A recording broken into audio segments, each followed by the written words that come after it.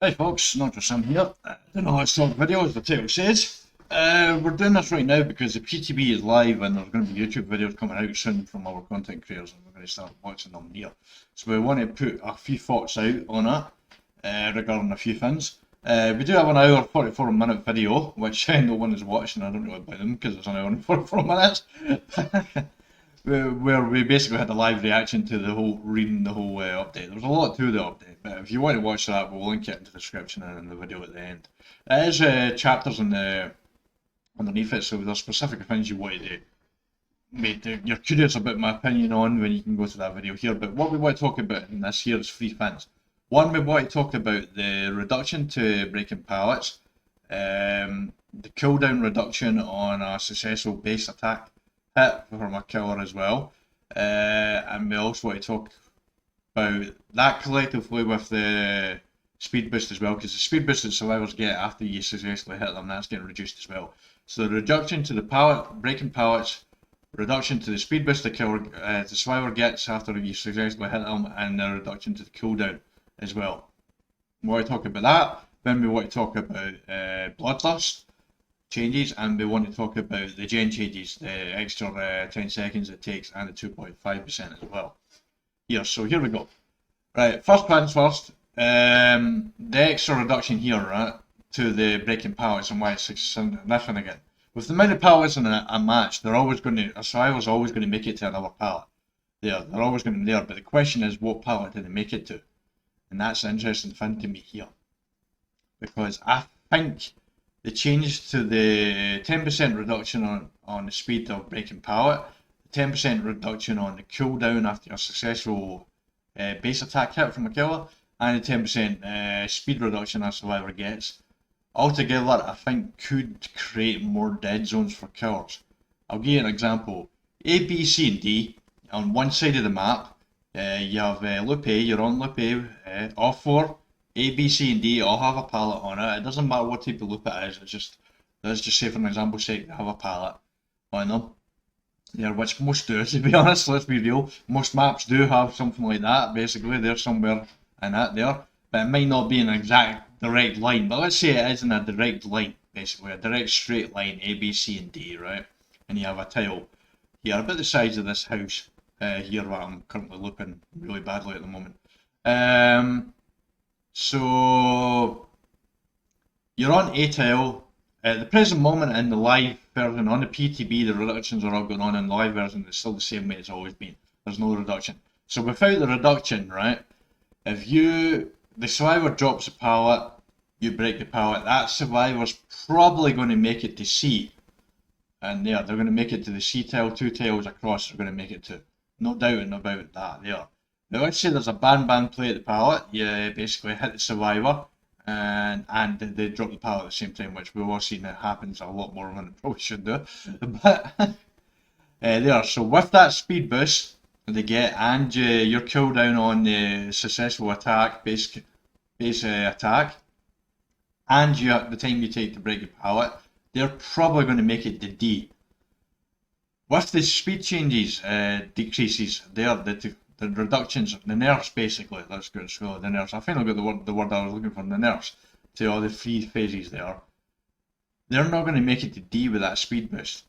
They're probably going to make it to C, but it's going to be one less tile. That's the general idea there that I'm thinking is. I think with these reductions here, they're not going to make it to C and D. I think if you don't have a ban plate pallet, they might only be able to make it to B, and you can catch up with them before they can actually get from A to C. But if you have a ban plate pallet, they're probably going to still make it to C with the speed boost. But that does potentially create a dead zone in some areas for you, which can help you in the later of the game. And that is a good thing. That is a good thing. I'm very interested to see how that works out, because I think combined there, that is actually going to help create some more dead zones for killer.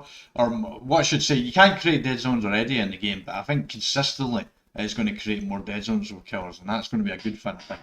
So that's the benefit of that, I feel like. Now we go into bloodlust, because we're talking about pallets beforehand, and bloodlust we want to talk about because I've seen people saying that bloodlust isn't really going to help too much. And at first, when I first read it, I was thinking the same thing, but I did think one thing that might actually help with, but I'm not entirely sure it will do. Bloodlust potentially, the Bloodlust 2 and 3 kicking in quicker could potentially help with greed and pallets. This is a very frustrating thing to me. I've talked about it in videos beforehand, and I talked about it in videos I'll be going live as well. I friggin' hate greed and pallets. I hate that survivors can greed pallets. I hate that it's a thing in the game. I feel like I've actually outright called people in the chat out for abusing loops, basically, because I feel like survivors who do that are abusing a loop. But at the same time, it's not their fault, it's in the game. They're just doing what's in the game. They're basically using an ability that is there for them to use. So I can't really blame them, but at the same time, I always do blame them for doing it because it shouldn't be a thing in the game. Now, what I'm talking about is no loop is a perfect circle, but they basically run around a circle constantly, and if they don't drop the pallet, and they can constantly keep you there for ages. That's essentially what greeding a pallet is. You either respect the pallet, and if you respect the pallet, basically you lose ground on them, and they can keep running around a circle even longer. If you try and mind game, they can put it could be a loop basically where they can see you over the loop in there, so it doesn't really matter if you change direction, they'll just change direction to suit because they're always keeping an eye on you because they're just constantly running around a circle, looking behind them and keeping an eye on you the whole time, and they can just keep you there for ages. And all they're doing is running around the circle, that's it. There's no real skill to it at all, they just keep running around the circle. People will say just get better at the game, get better at mind gaming. There is no mind gaming. If you can keep seeing me, there's no mind gaming in that. So it's very, very frustrating, that thing. But I do wonder, eventually you might actually catch up with them with Bloodlust 1, but then they'll drop the pallet and then they'll just move on to the next pallet nearby, and then just repeat the same thing.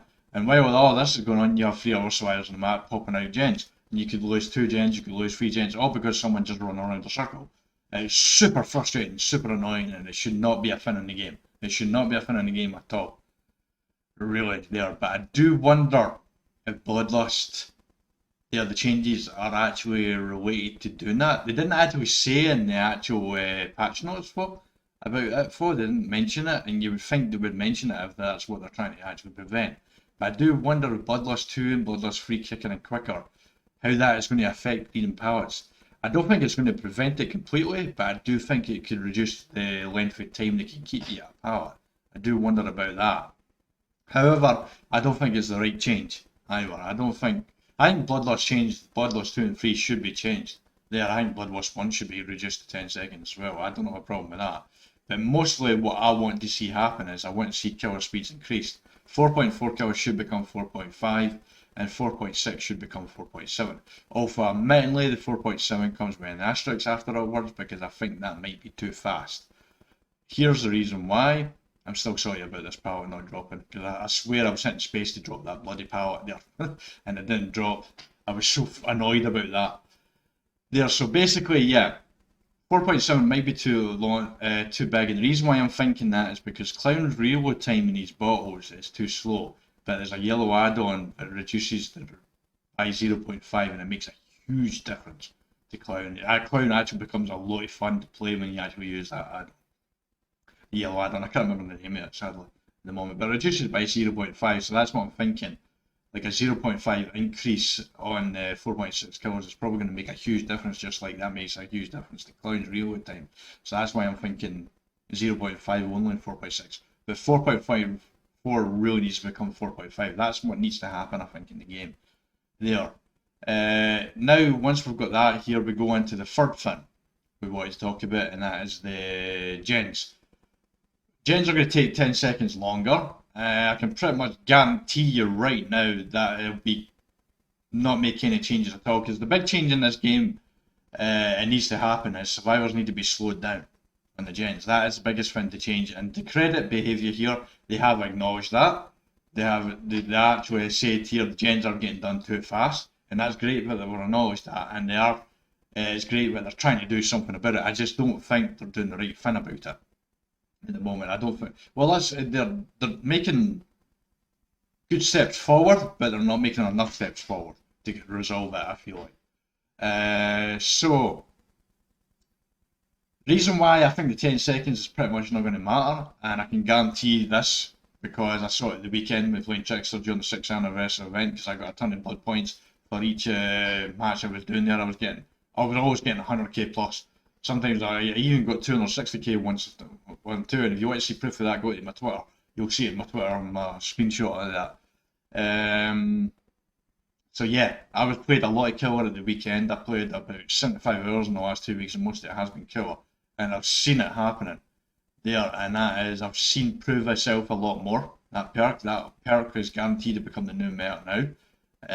I've seen toolboxes more. I think you're going to see a lot more toolboxes now, and that's pretty much going to cancel out the extra 10 seconds with the gen. Extra 50 seconds is it's not really a lot. If you consider corrupt intervention, once you get it down with corrupt intervention, they're going to nerf it, because they say that's its served its purpose. The whole 2-minute purpose of corrupt intervention is to get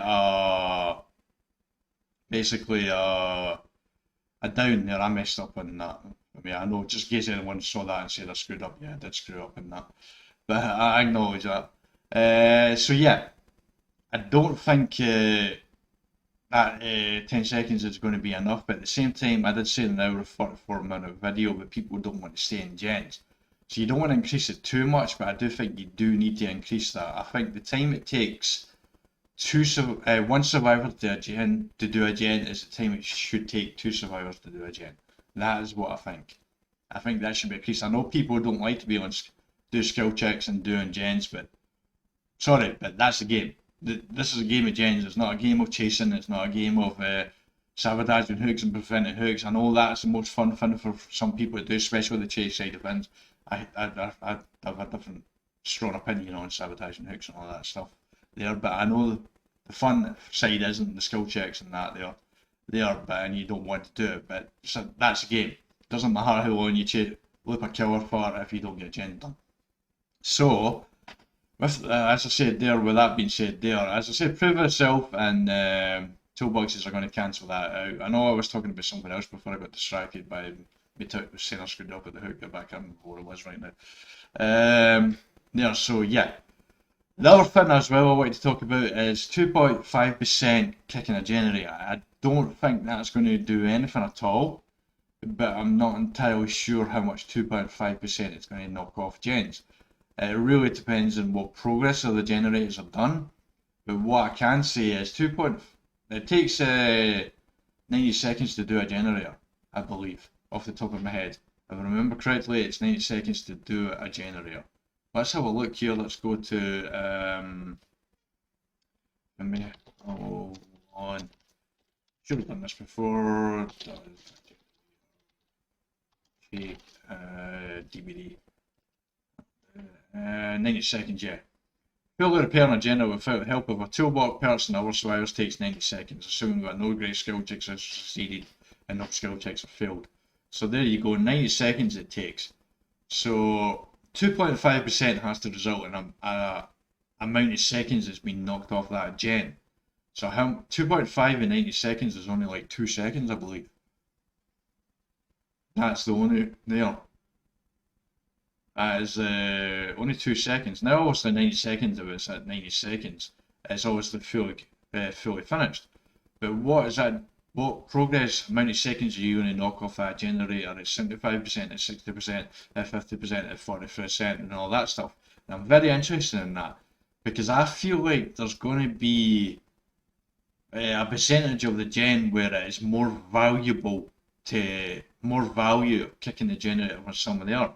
And I'm actually wondering if you're at like 80% of the generator and higher, 90% or higher even, is there going to be any real value of kicking the generator and knocking 2.5%? You would think there would be, because there's more progress in the gen. But I'm actually thinking the higher the progress of the gen, the less amount of time it gets knocked off. Is that right? I don't think that's right, is it? I'm very curious about that, because I don't think the 2.5, only what I'm trying to say is I don't think 2.5% is going to be enough, because I'm not sure of the time and everything that's beyond me that there. I don't think to that length of the game like some other people do. But I do think there's going to be a problem here, because I think sometimes when a generator is kicked, what I think is going to happen is the killer's going to walk away, killer's going to chase, say that Meg and Claudette were in the generator. He chases them both off, kicks the generator, chases Meg. Claudette comes back, touches the generator. As he's moving away to chase Meg, the killer turns around, sees Claudette back in the generator, comes back to the generator and kicks it again. But what value is you're going to get of the two kicks? And specifically, what's key there is how many seconds progress is Claudette going to get in that generator done compared to how much seconds you've knocked off? Because it has to be something that's substantial and makes survivors wary of actually touching the generator again. Because when you come back, you're going to kick it again and knock off more. And I don't think 2.5% is going to be enough. Now, admittedly, in forums and comments, I've said it only knocked off 2 seconds. I don't think that's entirely accurate. I think I was wrong about that. But I do think it's a small amount of seconds that will be knocked off, which will be easy for a survivor to progress the generator again after you leave, touch the generator and do enough generator progress to cancel that out before you get back and kick it again. That is what I'm more concerned about, and that's why I don't think 2.5% is going to be enough. I think it needs to be 4%. 4%. I don't think it should go higher than 5%, but I definitely think it needs to be higher than 2.5%. That's something I'm very curious to see what comes up in PTB, and that's something I wanted to point out. These are just theories that I have regarding the A, B, C, and D with the speed up on breaking pallets and decreasing the speed boost that survivors get when they successfully land a base hit on them, or your cooldown on successful base hit as well. Obviously the greeding pallets and the bloodlust, and obviously this I'm talking about with the generator speed in there. I'm pretty convinced about the extra 10 seconds on the generator farm. Convinced on that because I saw it at the weekend, as I said with previously there. Everything else I said is just a theory that I have. I don't know if I'm right on that. I haven't tested it out or not. That's what the PTB is for. I don't do this PTB because, well, quite frankly, I just don't want to wait in the queue times that I've heard on the PTB, so that's why I don't do it. So I tend to watch the videos that get put out by other content creators and see how things go when I wait until the live, basically, and that's what I'll be doing. Anyway, that's all I wanted to say about this here. As I said, I do have an hour and 44-minute video if you want to see my Pacific viewpoints and everything happening in the next mid-chapter release.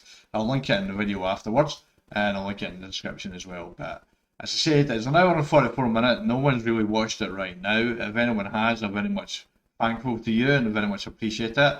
It does have chapters as well, so you don't have to watch it all in one time. You don't have to watch it all at all. I understand why you wouldn't, but there may be specific things in the update that you're very eager about and very keen about. There is chapters breaking it up into each thing, so you will see a section and skip right to a section. If there's a specific thing there, like I don't know, meta perks, survivor perks, basically buffs, or nurse or killer perks, nurse or buffs and all that stuff. Anyway, if you enjoyed this YouTube, then please like the video. If you'd like to see future content like this, then please subscribe for future content. And until next time, y'all take care.